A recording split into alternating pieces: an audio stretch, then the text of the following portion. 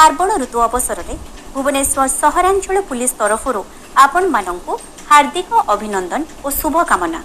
पार्वण समय सहरर विभिन्न स्थान रे जन समागम परिलक्षित हेबार संभावना रही।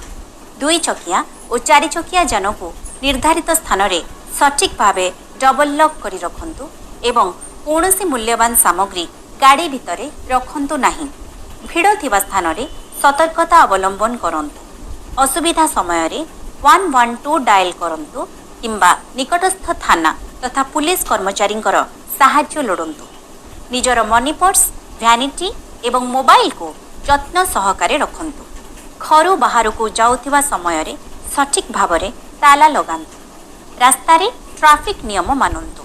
आपणक अंचल रे कौनसी संदेहजनक व्यक्ति किंबा कार्यकलाप दृष्टिगोचर हेले संगे संगे पुलिस दृष्टि आकर्षण करंतु।